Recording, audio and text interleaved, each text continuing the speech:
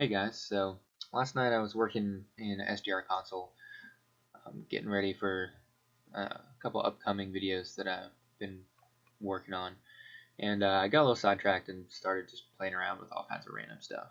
And I stumbled across a pretty awesome feature that I just had no clue was built in, and that's the ability to create custom keyboard shortcuts for all kinds of options.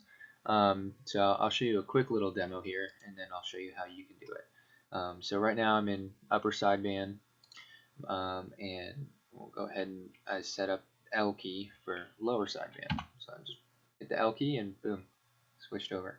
And then I set up U for upper sideband. So hit that and there we go. So let me show you guys how to do this. I'm gonna go over here where this arrow is. Click that. Come down here to more commands. And then right down here, keyboard shortcuts, customize. So as you can see, there's just all kinds of, every one of these you can create a shortcut for, from the looks of it. I've just done a couple. So I just found it and was really excited. So I wanted to push this video out so you guys could start playing with it too. So let's do a demo here. Let's make a keyboard shortcut for AM mode. I haven't done that yet. So go to DSP AM. We're gonna come to this box down here, and that's where we're gonna define our shortcut key. So L for lower sideband, U for upper sideband, A for AM. Once we put the key that we want in there, come down here, click assign, and then current keys.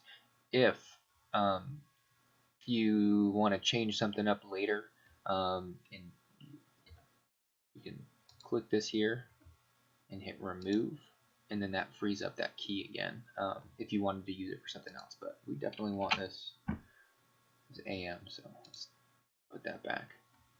Alright, that's it.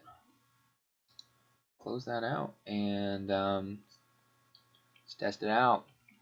Alright, A, boom. AM mode, lower sideband, upper sideband. So you guys get in there and kind of check out all the different options in there.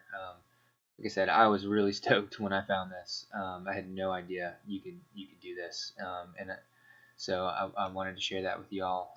It certainly opens up some awesome options for custom, controllers.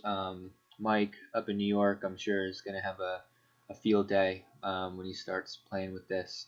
So, and I'm looking forward to seeing what all you guys come up with, and the keyboard mappings that you all end up coming up with. So that's all I got for now. Like I said, just a quick video, and in the coming weeks I'll have some more extensive videos. There's so much stuff with SDR-Console. Sometimes I think the hardest part is figuring out how am I going to break this down so we don't have an hour-long video that nobody wants to watch. So that's, like I said, that's all I got, and stay tuned and let me know what you guys think. Catch you all later.